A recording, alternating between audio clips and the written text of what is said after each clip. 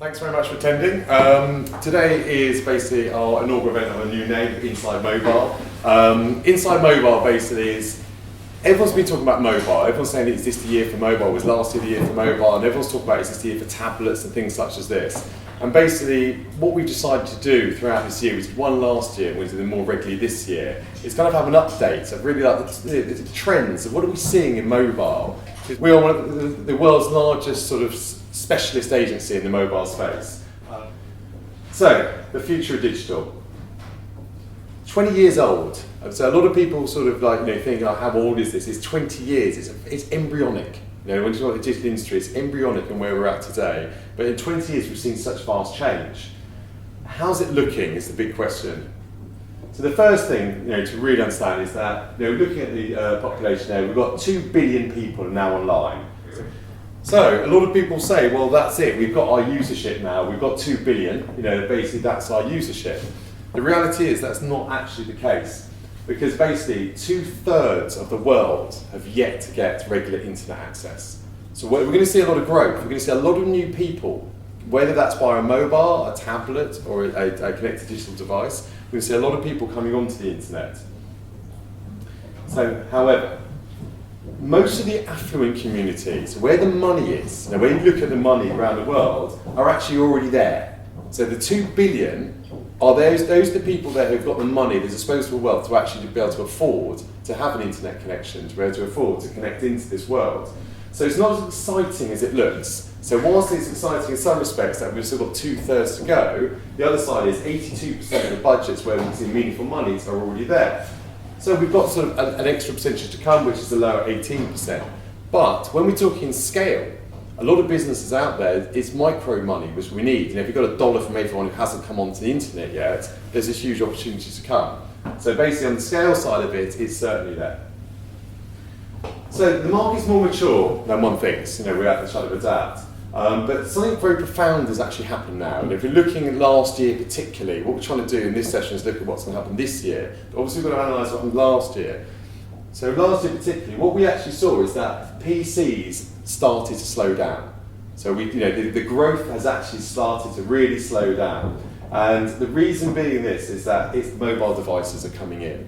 So basically the PC manufacturers, I know there's an investment fund now which is shorting all PC manufacturers, that's their business model. And looking here, you can see where the growth has come from, where the decline has come from the PC market, where the growth has come on recently, is the blue section here is smartphones. So smartphones have certainly sort of taken the way there. Lots of people around the world do not have fixed line telephony in their area. And when we think of the world as a whole, we kind of think, if you think of London, of course everyone's got fixed line telephony. But we have offices in Africa, and in Africa there's a big issue there of lack of fixed line telephony. So the mobile is actually the only form of internet access that a lot of communities will ever be able to get. So it's a great opportunity for brand marketeers, provided we know how to unleash that. So here, it actually makes it more interesting, is that the tablets are actually the devices eating into the PC sales. So you can see here the PCs is slowly stalling down and tablets are spiking up. What's very interesting when you look at that spike in tablets, that's actually the Christmas period. So if you look at people like Amazon, they've got the Kindle Fire, they've been pushing that heavily at Christmas, and then sort of Apple with their iPad being pushed very, very heavily at the Christmas period. So again, the numbers are so small at the moment that basically we're seeing those spikes, but the reality is those small numbers are biting into the PC market fiercely, and that's, in our opinion, is going to be carry on. And then looking here, sort of like about the future, this is the G20 internet access. So in 2005 it was all fixed, in 2010 mobiles already started to overtake fixed, and this is what's interesting, in 2015 fixed is actually relatively not that much higher, it's certainly climbing, but mobile from the G20 is adding those eyeballs. That's where the consumers are coming into now, coming from a mobile device. So for brands, it's impossible to ignore mobile. It's just how do we kind of really capitalise on it? It's obviously the questions. So where are we in the mobile revolution? So trend one. So looking at smartphone penetration is slowing across established markets. So people think that basically the smartphone penetration is just continually growing. we've got there. You know, across these markets, it's actually slowing. It's emerging markets which we need to look out for. So having a look here is that early days is that, you know, basically talking about sort of smartphone users, 1 billion versus 6 billion smartphones out there, phones out there. So we've got 1 billion smartphones versus 6 billion feature phones. So you can see that the feature phone market is still the vast market. It's not all smartphones yet. What's very, very interesting is that it's the early adopters. You know, when we look at sort of who gets a smartphone, you know, again, when you look around somewhere like London, everyone seems to have smartphones. So you can see here, as a prime example, this is the US market. So the US is that basically when it got to 50%, as we can see here, this line here is the smartphones, it started to taper out and the feature phones are carrying on. So smartphones will not automatically knock out all feature phones. And just to say where the markets are at the moment, some key markets here. As you can see, the UK and Spain are highly indexed at over 60%, but what we're seeing is France, Germany, Italy sort of around the 50%, and as we saw, the US was around that mark as well. You know, we basically have the early adopters coming on board, and then it starts to slow down. It's still a huge penetration. You know, 50% of the market all having a kind of a device, you know, which is a smart device, is enormous, but it's going to take a long time for us to get to 100%, if at all. And then here, looking at the audiences of actually who has the devices, who's going to get the devices, what we're going to basically see is that the next audience coming on are the less affluent but older. But again, the older audiences from about here, from 45 to 65 plus, what we're seeing is a lower indexing of the older audience basically having smartphones. And what we're also seeing is that the people who have got it are the wealthier people. And really looking at sort of where the sales are coming from, it's going to be China. You know, basically China is a huge percentage. You know, it's 25% of sales now, smartphones are going out of China. This will make the 2 billion, 6 billion thing kind of even out. We need the big countries to come on board to make this a global revolution, and it is happening. So it's the developing markets, Brazil, Russia, Indonesia, that's what we were looking at for 2013. The growth will come from the not so advanced markets, the less advanced markets as we know it. They're going to generate 70 to 80% of additional shipments this year, 30% of the total. So this is what's going to make it a global revolution. So looking at trend 2, the platform shift. So it's a two-horse race as we know it at the moment. This is the global breakdown of devices. So you've got Android, Apple, BlackBerry, that's Windows, you can't see that, and there's others. So basically, is it a two-horse race? Android is the dominant factor now, because iPhone was out there and basically had a really good run at them. But Android is really kind of penetrating in there. Apple is growing. BlackBerry's to the detriment is like having a very torrid time at the moment. They've just released last week the BlackBerry 10, so it'll be interesting to see. What's interesting is that BlackBerry finally released a phone which doesn't have the keys on it. It's actually a smartphone. Windows is not having a great time. You know, basically had a fanfare 2009, 2010, had a fanfare and everyone's been talking about Windows. It just hasn't really materialised at the moment. And you can go into a shop and basically sort of like say, you know, I want a phone. They say, look, you've got two choices. You can either have Apple, and it's about £500, or you can have a Samsung Galaxy S3, which by the way is double the speed of Apple, it's much better than Apple, and will give it to you for free on a pay-as-you-go contract. That's the big difference. High adoption in China, that's one of the primary growth of Android. Is that if you think about it, is that if all the Chinese audience is going to smartphones via Android, that's going to be the powerhouse. And looking at the tablets is a kind of, it's a two-horse race again, but there's some very credible market entrants coming in. So you've got the iPad. The iPad is basically, it's had its nightmare, basically, it started to go down, it spiked up again. You know, we look at those spikes, generally that will come from a Christmas trading period that we saw those spikes. So the iPad is doing phenomenally well. So if anyone says that, you know, the iPad is basically having a problem, it's not. Android is spiked up. And Android spiked up basically because we've got things like the Kindle Fire. The Kindle Fire is not necessarily to Kindle. So we've got Kindle tablets, you've got Nook, you've got Kindle, BlackBerry, and Android. But when you actually look sort of what's going on is that whilst Android is rolling out the devices, they're not actually doing much as into marketeers. The only way we can measure this is look at revenue. So actually looking at revenue, Apple is basically eating everyone alive when it comes to revenue. So whilst they have less devices, they actually generate more money.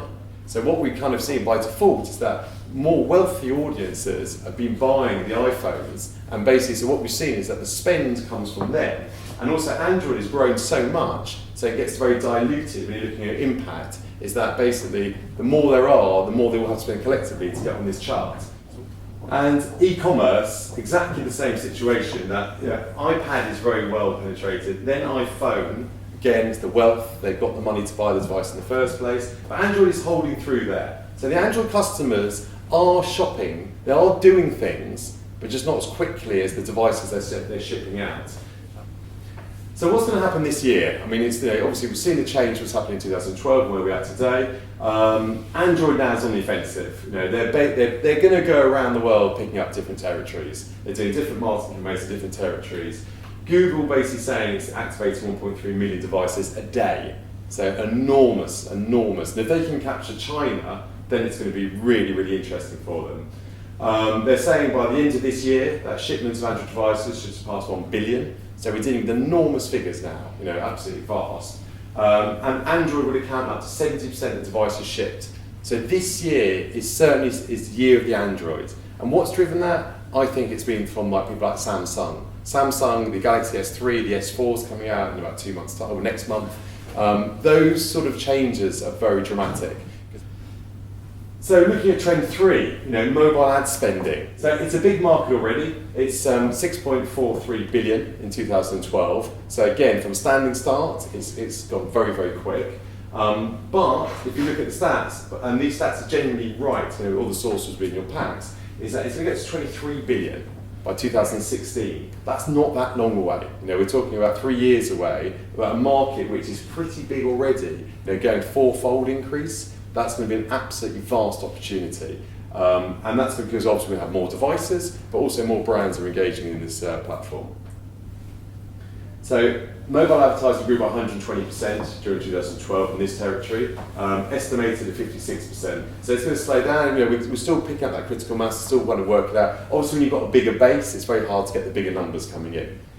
But the growth, I believe, is still undervalued, under-maximised. And what this is basically looking at is time spent on the media, so take TV, 40% of our time as a consumer is spent on the media, on the medium, and basically ad spend on the media is 43%. So you can see the indexing well. So television, time spent is levels pretty well with, basically looking at the media spend.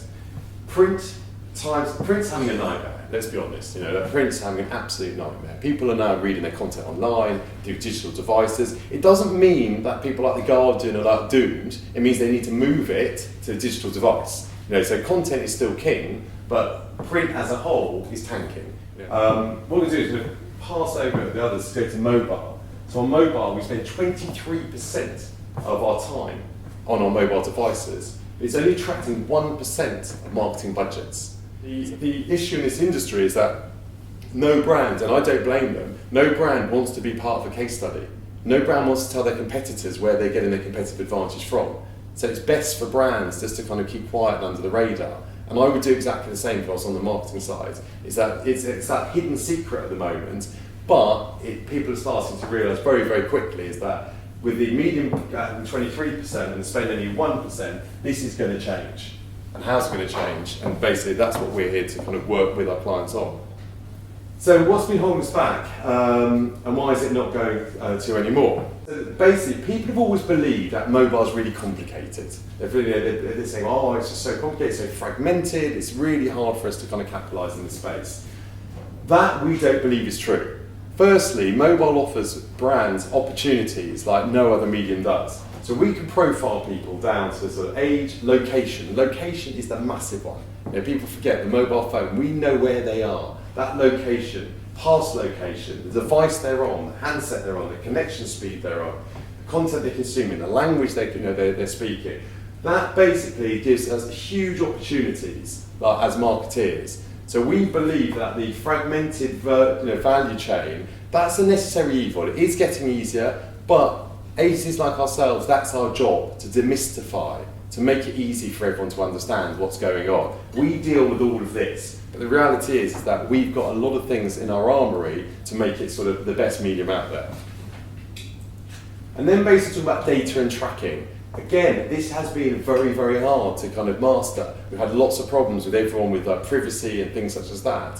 But we can now track things to 99% accuracy. So that's all overcome now. And also we can track things like beyond the download. So if someone downloads an app, that's where the tracking starts, not where it ends. If you went back 3 years, the tracking couldn't go beyond the download. So we can now track people like depositing, purchasing, usage, and things such as that. So our ads are now very tied back to an ROI, very tied back to any data metrics that we want to be tied back to. And also what's going to be sort of changed is the DSPs and RTBs, like so demand-side platforms and real-time bidding. We'll talk about those a bit later on. That's kind of changing the landscape and making it much easier to get the data that we need. So the small screen constrained sizes, that's another criticism. People saying it's too small, I can't work off the mobile device. What am I supposed to do with a brand on a mobile device? So basically, we believe that's kind of way out of date. Is that one thing we can do, for example, is 360 imaging. So you can basically have an advertisement and people can play with the advertisement. There's not that many advertisement mediums out there which you can actually play with an advert. You can engage with an advert. And that is a great ability there. And lots of brands are really sort of immediately saying, I want people to play with my brand. And also there's other ones as well. It's we use location. So we can target adverts when people are walking around this golden square. We can actually target adverts to those consumers. You couldn't do that in any other medium. Unless you're not allowed billboards on the square. So basically there's no other way to get to them. So creativity can plug into sort of any feed you like. So location is one feed, but you can have video. So you can have video. Go and look inside our offices, watch the video. So trend 4 is sort of just looking at the year of the tablet. So it's an Apple world at the moment, as we saw, 50 to 60% penetration. That's where there's mid to high end tiers of the landscape. It's an Apple world. We've seen lots and lots of iOS. And then basically the 7-inch. So as mentioned earlier, Steve Jobs went on records when he was alive, basically saying that they would never make a smaller tablet. I think he basically said if people lose their fingers, if they halve their finger size, it's the only reason they'd ever do it. Something so absurd as that. But the reality is he got it wrong, basically, and the market's moving so quickly, and they had to, and literally they got the tail between their legs. Apple had to come out with a smaller tablet, because basically everyone else had proven that the consumer wanted a smaller tablet. So basically the 7-inch tablets, or these smaller ones, that's where we're basically seeing a lot of critical mass at the moment, a lot of people buying those tablets. What's interesting, people aren't replacing their tablets. Basically it makes new market entrants. And then basically, who's going to use the tablets? Everyone talks about the tablets. Who's actually going to use them? So I've got a stat here, which hopefully you can see. Basically, what it's showing is that basically where these users are getting their news and entertainment from. And one I wanted to kind of bring out, the stat I wanted to bring out was the tablet and the smartphone for the 18 to 34s. For the smartphones, 17% of these consumers 18 to 34 will get their news and entertainment from their tablets. Opposed to, if you go down there, you'll see it goes right the way down to basically sort of the other users. So what we're basically finding is that the youth are actually really want these digital devices. The youth are the ones who are basically not bothering the TV so much and the laptops, are going straight into smartphones and tablets. Television now, we look at 18 to 34-year-olds in television, it's only 30%. So less than a third of people now would rely on that. And so it just shows, basically it's been taken by all the digital devices. So predictions, Android will continue to take market share from Apple. So again, it's a very common prediction. We've seen that on the phones, now we're seeing it on the tablets. Windows to stay a marginal player. Whether or not Windows are kind of in the phones going to stay a marginal player is yet to be seen. They keep saying they're going to come back, and they are slowly gaining, but it's not enough. There's going to be more hybrid, smartphone, tablet hybrid released. At the moment there's a few out there, they're going to be changing. And basically this will be the year of the 7-inch. Everyone seems to be going the way. And again, it's not for us to question why, it's for us to make sure that our services are catered well on those devices. And the consumer is definitely going 7-inch. They're going for the smaller tablets. So trend 5, retail. Retail is going to explode this year. So half of all smartphone owners have purchased via their device in the last 12 months. That's enormous. And look what they're doing. They're basically, music downloads, obviously that's a massive part of any market at the moment, because we know that the youth consume the smartphones very well. But travel tickets, clothing, cinema tickets, for cinema it's absolutely perfect. And then basically search, that is the power. If you look at sort of the 118 services, they're having a terrible time at the moment. Because basically, why on earth would you pay someone £1.50 to get you a phone number when you can just go onto your phone and do that? So that's kind of eating in the 118 services. And then onwards from that is the local search. It's sort of like the search, the local things, what people are after. That's kind of changing a lot what people are doing, is that they're making the use of where they are. So wherever you're walking around, you might find out where's the nearest restaurant, and you can check what your friends think about it. You've got the UGC and things such as that. So it's making use of that, and that becomes very, very powerful. And then looking at stores, mobile site, and 42% of people checking inventory prior to visiting a store. And also people are using it in the store. So basically the price check apps. So you can go into a store, you can sort of see what's on the, see what device you want, or what you would have purchased. And you can scan the barcode and see if you can get it cheaper anywhere else. So whilst the mobile phone is a threat to the store, I think stores have to realise they need to embrace it and make it part of their sort of user journey, and at least they've got the best chance of getting the customers into the store. And also, looking at the tablet customers, they have a much higher propensity to purchase on the device. Generally, they're all on Wi-Fi. As I said, 80% of them don't leave the home. So a lot of people are sitting on their sofas, bored of what they're watching, second screening, got that device on their laps, and basically purchasing. So what do we need to consider? So, tablet consumers are worth more to brands. Brands need to sort of understand all the touch points, then research, prioritise, and start testing. So basically they need mobile optimised sites. They have to make sure their brand is like mobile optimised. It has to work for mobile. And it's not just optimised that it works, it's actually optimised that the user experience is heightened. Brands also need to develop a multi-channel acquisition strategy on mobile. It's understanding where mobile fits into your attribution mix, into the attribution modelling. And it's really trying to attribute mobile in the right way. Only then will it unravel. What you're trying to find is how much do I invest in mobile and how do I do it? And also mobile search, that local strategy, that's something new for us all marketeers. It's like, how precision can we go? It's getting very precise at the moment. So trend 6, looking sort of like at the ad network. So where the inventory started, where the market started is that we had, there's a lot of, all these new handsets are coming on board. So there's a lot of advertising opportunities available, and networks, so these are the kind of middlemen, basically said to all the sites out there, all the publishers, we'll sell your advertising for you. So you come to us, you don't need to all have separate sales teams, we'll have one global sales team, we'll sell it all for you, and then basically we work with those as agencies or brands to buy the inventory off them. And it is a very successful model. So basically, brands, it's changing. The way we get our inventory is changing. What we're doing, basically, as an agency, is taking more control of this buying process. But what's going on now is that we have the tools to actually bid for the ads that we want. We can look at the inventory that we want, and we can actually bid per impression. So instead of it buying it on a blind basis, just buying it on bulk, we can actually pick it all to pieces now through the technology I discussed before, and that tracking is now available, and we can bid on it like individually. And that's a demand-side platform, the DSP, lets us have the ability to do that. So this is it, the demand-side platform. So the demand-side platform, it allows us to kind of target consumers in a real time. So this isn't historic, this is actually where it is today, in a real time. And actually, we identify the consumer type, the DSP will locate them, we place the bid, and we serve ad based on value. That is why everyone's trying to buy the networks, because they're looking at it saying, we've got some demographic data, if we plug it in with the generic data from the network, then we've got something which is a killer proposition. And then basically, the lack of cookies. So again, with the web, there's cookies, and that was a very accepted policy. As the mobile is more intimate, there's a sort of lack of cookies available. Has forced the DSPs to come up with alternative methods. So basically, if you want to get sort of like downloads for your app, we go onto the DSP, learns the patterns of the traffic, creates a profile of the traffic, so we can see if this is the profile of people who are downloading your app and using your app. Auto-adjust the bidding, so certain people will bid more, certain people bid less, and maximises the downloads.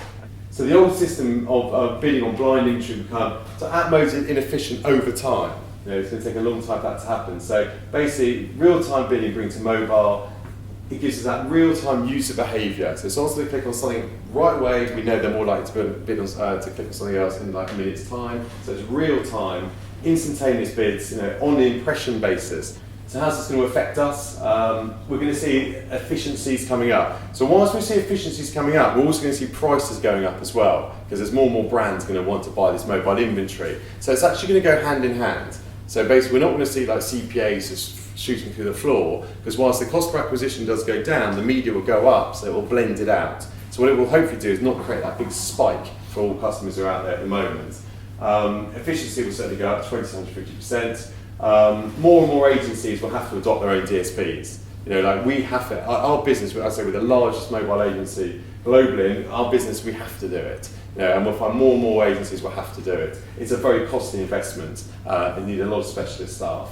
And basically, only knowledgeable specialists will be able to handle this. So as I say, you're not going to be able to just say, well, I can just buy my own mobile inventory, it's easy. Unless you want to recruit a massive team of people to do that, it doesn't really look to be that effective. So trend 7, so 4G, you know, people talking about 4G. So it's been a decade since we talked about the 3G networks were launched. I mean, that was a debacle. I think £7 billion was spent on buying the licenses, and everyone was like, well, what's going to happen now? And it was like, unfortunately, nothing really did. It took some time to take off.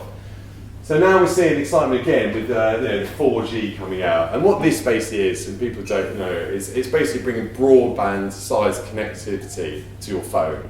So basically everything everywhere launched already, and it's doing very, very well. Our clients O2 are basically launching this year, so basically there's a lot more coming, so basically we're going to see 5 times faster than coming into the market. So everything everywhere have made a charge on it.